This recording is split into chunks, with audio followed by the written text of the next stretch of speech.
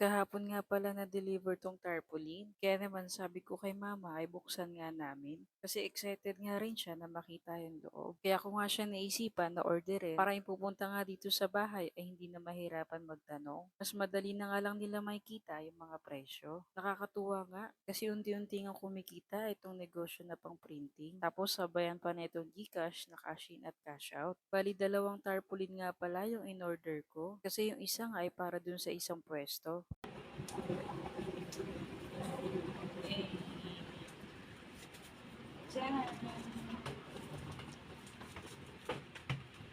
Ganito nga pala yung tarpaulin na in-order ko. Mas mababang presyo nga lang. Doon lang tayo sa presyong pangmasa. Napapansin ko kasi na mas maraming namamahala. Kaya gantong presyo nga yung pinili ko. Kasi malaking bagay na to sa mga estudyante na nagpapa-cash in at pa-cash out. Parang bet nga daw dito ni mama yung isang tarpaulin. Kasi sakto nga daw na uuwi siya ng probinsya at magnenegosyo nga rin daw siya ng ganito. Kaya naman yung isang tarpaulin ay binigay ko na nga sa kanya. At order na nga lang ako ng panibago. Kakauwi nga lang din dito ni Papa. Galing nga pala siyang biyahe. Tapos napansin nga niya kami ni Mama na hawak-hawak itong tarpaulin. Kaya naman nagsuggest siya na siya na nga lang daw yung magkakabit nito. Nakakatuwa nga si Papa kasi kahit pagod siya galing biyahe na imbes magpahinga na siya, hindi nga siya nagdalawang isip na tulungan kami dito sa tarpaulin. Ganyan nga siya ka-supportive kahit nga sa mga alaga naming pusa, lalong-lalo na kapag meron nga akong nire-rescue. Talagang aasikasuhin niya, tapos bibilhan niya pa ng gatas. Kaya naman nakaka-proud kapag meron kang gantong tatay. Sabi ko nga sa kanya, sa susunod babawi nga ako sa kanya. Pag nakagraduate na yung kapatid ko next year, kaya konting taste na nga lang para sa susunod hindi na nga niya kailangan bumiyahe para hindi na nga siya mainitan at maulanan. Saktong-sakto nga lang pala yung sukat na nabili ko kasi halos sakto lang din yung sukat niya dun sa gate namin. Kaya sa mga magpapakashin at cash out dyan, huwag kayo mahihiyang pumunta dito sa bahay o di kaya PM nyo na lang ako. Pero bawal utang mga guys kasi nag-uumpisa pa lang ako. Baka ako nga muna yung umutang sa inyo para may pandagdag puhunan.